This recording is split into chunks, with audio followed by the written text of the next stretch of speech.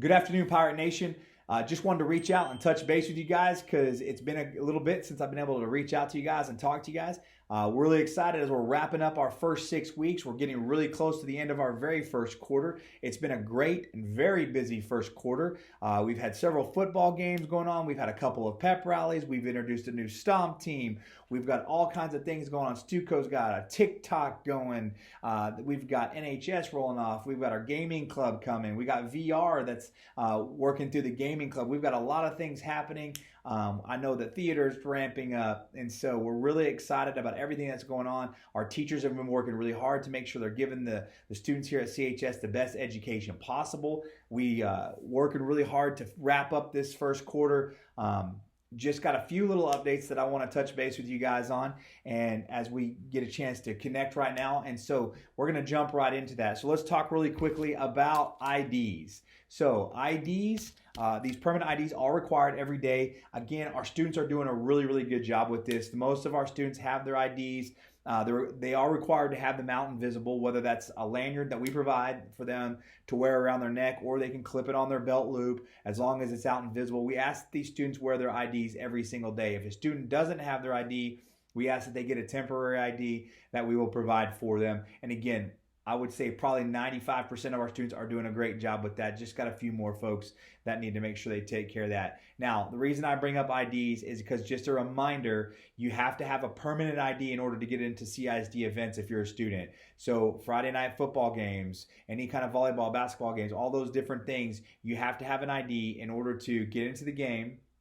And you have to have the permanent ID. You're not able to use a temporary ID. But another thing that's coming right around the corner, starting Monday, if you don't have your permanent ID, you will not be able to ride the bus home. So if you're a bus rider, if you're the parent of a bus rider, it's very important that you remind your student to bring their ID every single day, because they badge on and off that bus.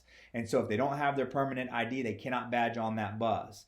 And so if the student has lost their ID, they can purchase a new one for $5. They'll get the ID and the lanyard, and that will get them badged back on the bus. Now keep this in mind. If a student purchases a new ID, it deactivates the old one. So if you find the old ID, then we need to get rid of that one, because it won't badge on either. So just make sure you keep up with the new one. The other thing is this. Let's just say you forgot your ID just for one day, just an accident one time. We will have an opportunity for students who forgot their IDs to get with Miss Gibson to get a bus pass in order to get on a bus for that day. But they were expected to bring their ID back the very next day to be able to get on the bus moving forward. So starting Monday, if they don't have their ID and they don't have a pass, they will not be able to ride the bus home. So please make sure you're helping us with that. If you have an address change, please make sure that you get that Skyward updated so that we can get your student to the right address as well.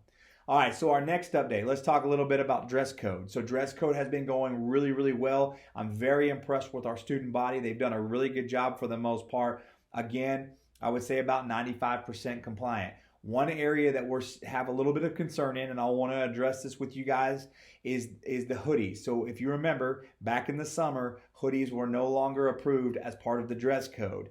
And so early this school year, we had some students that were tucking their hoods into their sweatshirts, so we didn't even notice that they were hoodies. And so what's happened is I think a lot of students have started taking advantage of that, and they've started to just wear their hoodies out and open. And so what we're doing from now on is, even if we see a student with their hood tucked in, we're going to ask them to remove that hoodie. We're going to give it to their assistant principal's administrative assistant, so they can pick up that hoodie at the end of the day. We just want to remove the temptation. They're not in trouble. We're just going to ask them to remove the hoodie. Hopefully they have a dress code shirt on underneath it, and then we're going to go ahead and give that hoodie to the assistant principal so that they can pick it up at the end of the day. No big deal. One thing you need to understand, and many students have asked this question, is, with the weather changing, can I wear a hoodie? You cannot. The weather changing has no impact on the dress code. I've seen several students that have sweatshirts that are just collared sweatshirts or ring collar sweatshirts with even the front pockets. It just doesn't have a hood. You guys can purchase jackets and all those things without hoods. So keep that in mind. The weather does not allow hoodies, just because it gets a little cooler as the weather starts to change. So the most important thing to keep in mind is that we're going to ask the student to remove the hoodie, get it to the administrative assistant. and then we'll be able to pick it up at the end of the day. Again, nobody's in trouble. We just want to make sure we get the temptation away.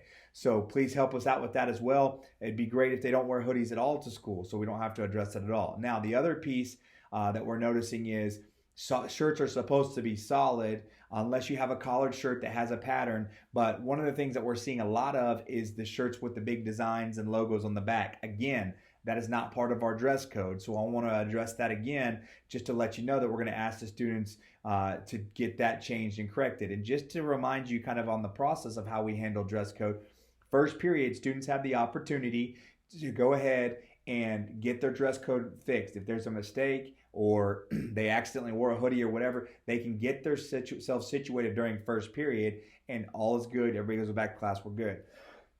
Excuse me. But after first period, if a student is trying to sneak through the system and try to hide from the system, what happens is if a student is out of dress code after first period, we take them to ISS for the remainder of the day, because at that point they chose not to correct their dress code when they could have in first period. So please keep that in mind. If we call you because your student was out of dress code after first period, they had the opportunity every day. Everyone has the opportunity to correct it in first period.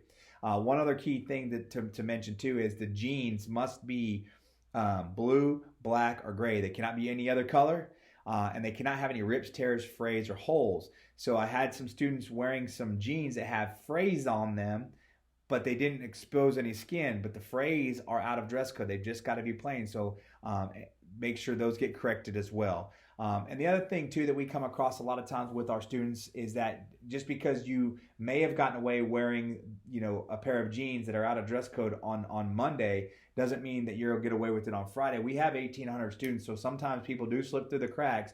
But when we address it, we need to make sure that we get it taken care of if like I said, if they run into that. So just a few little, like I said, nothing new on the dress code. That's just the same thing that we've been dealing with. So we wanted to update you guys on that.